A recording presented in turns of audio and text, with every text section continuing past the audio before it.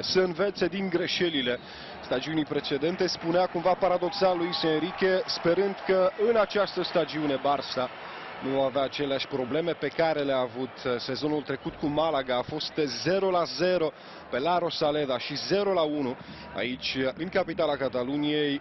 O lecție de contraatac predată atunci de formația lui Javi Gracia.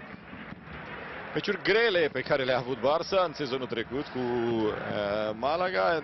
De aceea, la început, atunci când a fost publicat calendarul, când a fost tras la sorți calendarul, cei de la Barcelona se cam plângeau de dificultatea începută. Iniesta continuă, minge în careu pentru lui Suarez, continuă faza, Suarez încearcă o execuție pretențioasă, iar cred că mingea ieșise în afara terenului înainte ca lui Suarez să centreze. Iată cum pleacă mingea, nu se vede chiar perfect pe această reluare dacă lui Suarez a plecat sau nu din offside, mai degrabă din offside decât din poziție regulamentară. În continuare, televiziunea spaniolă nu se satură de acest control al lui Neymar. Barça, deși înainte de startul sezonului se întrebau jurnaliștii spanioli dacă nu cumva Ter Stegen, mulțumită vârstei sale și a prestațiilor, până la urmă în Supercupă, Ter Stegen și-a compromis orice șansă, ocazie, acum și-a compromis orice șansă de a fi titular cu un gol de genul ăsta, încasând un cu gol intervenție, cu o greșeală de genul ăsta. Aici n-a fost greșeala lui Bravo. Dar ce căuta acolo? Greșeala a fost a lui Mascherano aici. E poziția obișnuită a unui portar de la Barcelona, la marginea careului, pentru că atunci când toate Malaga. Minge scurtă până la Rakitic, acum Iniesta pentru Leo Messi, centrarea este bună și bară! Mascherano aproape de golul de 1-0, nu a fost offside la această apariție a lui Javier Mascherano, genul de jucător care nu marchează foarte des, face însă multe alte lucruri pentru echipa sa. Iese, nu asta a fost ieșirea aici, greșește foarte grav Marcos Angeleri, care ținea în joc doi jucători de ai Barcelonei, deși ceilalți colegi ai săi erau în linie ceva mai în față. Primește Sergi Roberto de la Rakitic, Neymar, un hands acolo mi s-a părut. Mi s-a părut și lui Neymar și nu a continuat faza. Și vine imediat înjurătura din partea în spaniolă, din partea brazilianului, vorbitorului de portugheză, Neymar. Suarez e în stânga acum, centrarea lui Suarez îl vizează pe Messi. E înalt însă Angeleri și respinge. Excelent poziționat Mascherano în această fază și permite Barcelonei să mențină presiunea la poarta lui Kameni. Minge pe care o prinde Kameni cu mâna.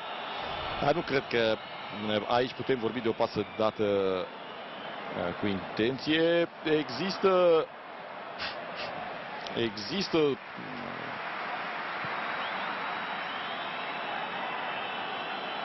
aici își creează. Primească astfel de aplauze. O pasă aici pentru Suarez. Suarez câștigă prin planul. Suarez cade și nici acum nu e penalti. Spune că n-a fost nimic lui Suarez. Publicul, bineînțeles, că cere lovitura de la 11 metri. A fost Angeleri cel care a intervenit asupra uruguaianului. Cred că era puțin ironic Suarez.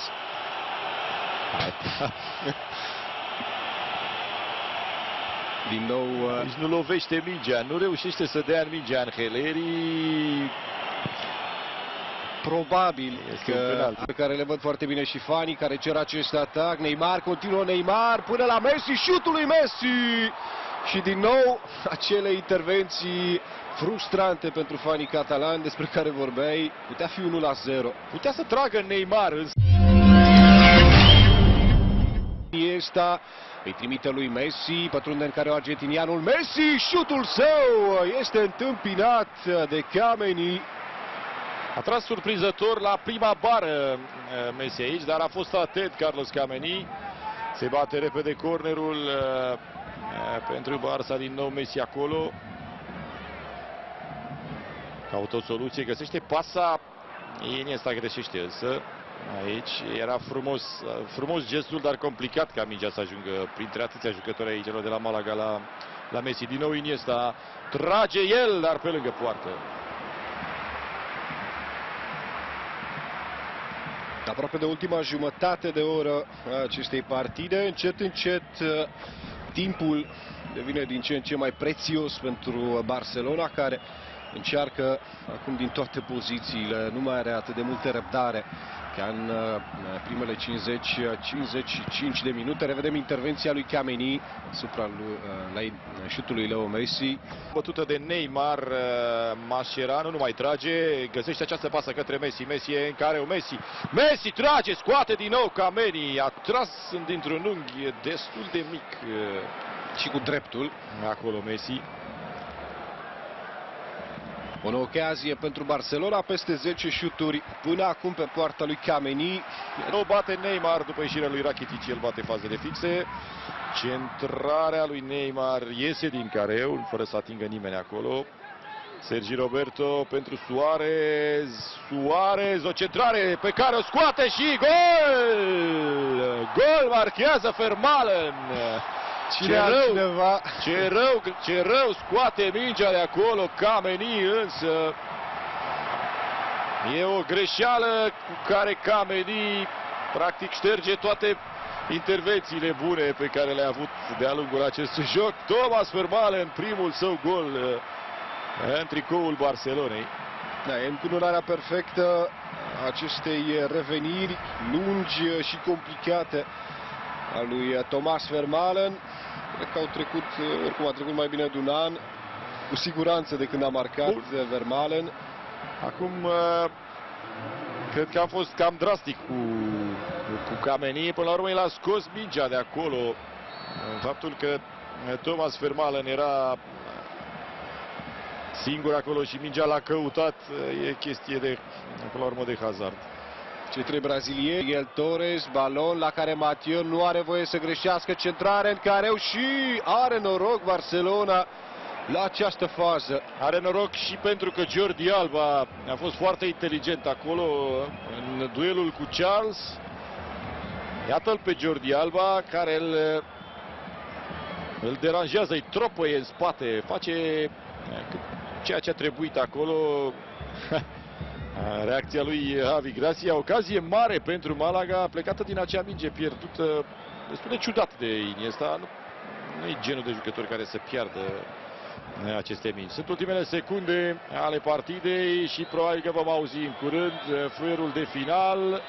Se întâmplă lucrul ăsta, victorie și 3 puncte extrem de muncite pentru Barcelona, care în sezonul trecut n-a reușit să bată pe Malaga. O face acum cu 1-0, gol marcat de un fundaș, de Thomas Vermaelen. Reacția celor de la Real Madrid imediat pe Digisport 1.